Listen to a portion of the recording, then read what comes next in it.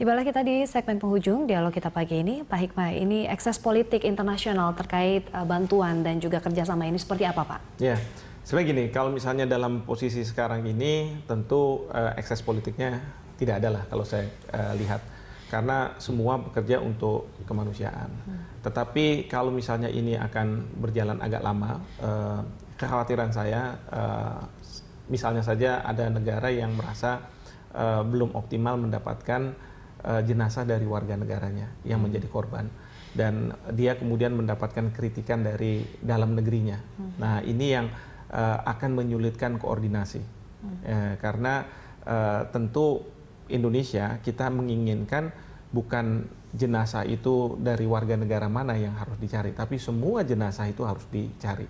Bukan tidak ada prioritas. Prioritasnya adalah mengevakuasi jenazah. Nah, tapi kan kita tahu kesulitannya yang ada di situ. Kalau saja ada satu negara yang merasa bahwa dia harus menyelamatkan atau mengevakuasi warganya, itu yang kadangkala koordinasi ini tidak bisa berjalan dengan baik. Nah, ini yang harus diantisipasi, dan mudah-mudahan permasalahan ini tidak terjadi, karena mudah-mudahan segera kita selesaikan permasalahan ini. Yeah. Lalu yang kedua tentu kaitannya dengan kalau misalnya semua ini telah selesai, persaingan antar negara-negara, bukan di Indonesia, ya, karena kita tahu mungkin pembuat dari pesawat ini dari satu negara tertentu yang akan didiskreditkan oleh negara lain yang membuat juga pesawat yang mirip-mirip yang sama dan lain sebagainya. Tapi kita berharap bahwa sekarang ini permasalahan kemanusiaan, solidaritas untuk betul-betul menyelesaikan kecelakaan ini ada di setiap negara yang membantu Indonesia. Bagaimana Kementerian Luar Negeri terkait hal ini di tengah dinamikanya juga bisa melakukan intervensi dan juga bisa sedikit meredam konflik bila mana ada begitu, Pak? Ini harus seperti apa dari Kemenlu begitu? Yang pasti Kemenlu harus memonitor, memantau apa yang dilakukan oleh negara-negara dalam membantu Indonesia. Lalu yang kedua, hasil evaluasi itu yang kemudian harus bisa dikomunikasikan dengan Basarnas, dengan tim DVI kita, lalu apa yang menjadi feedback dari mereka ini untuk kemudian ya harus disampaikan kepada kalau misalnya ada dampak negatifnya, disampaikan kepada negara-negara yang memberi bantuan tersebut ya untuk diperbaiki. Dan kemudian kalau misalnya ada hal-hal tertentu yang dianggap kita membutuhkan suatu bantuan yang khusus begitu ya, bisa juga dikomunikasikan ke negara yang memiliki itu. Ya.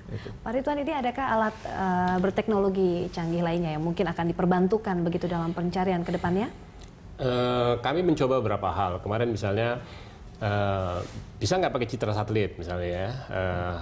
Kita masih kaji, belum begitu mudah juga kita lakukan. Yang kedua mengenai finger locator. Di satu sisi memang kemarin kita, wah untung ya nggak terlalu dalam airnya, tapi dengan tidak terlalu dalam itu lebar beam yang dipancarkan dari fingernya black box itu jadi sempit gitu, sehingga kita menyapunya harus lebih rapat, berarti akan lebih lama. Berbeda kalau misalnya lautnya dalam gitu, sehingga beamnya bisa lebih lebar.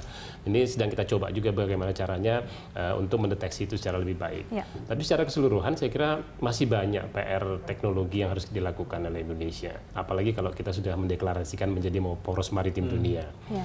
Kita tidak boleh terlihat tidak berdaya ketika situasi seperti ini. Kemudian juga kita menargetkan meningkatkan wisatawan 100% dalam 5 tahun. Itu kan artinya kita harus mengatakan terbang di Indonesia itu tidak berbahaya gitu. Nah, untuk itu kita perlu meningkatkan infrastruktur teknologi dalam upaya itu, dan itu harus kita mulai sekarang.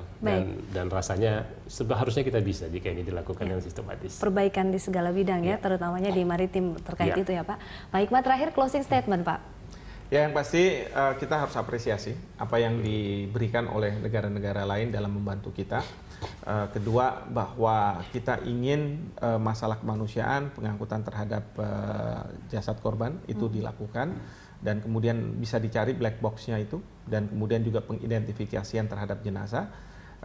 Dan kita harapkan bahwa solidaritas seperti ini akan terus berlanjut, Dan ini juga tidak menutup kemungkinan pada suatu ketika nanti apabila mudah-mudahan tidak terjadi hal yang sama terjadi, tapi di tempat lain, negara lain, Indonesia pun bisa melakukan, menawarkan bantuannya.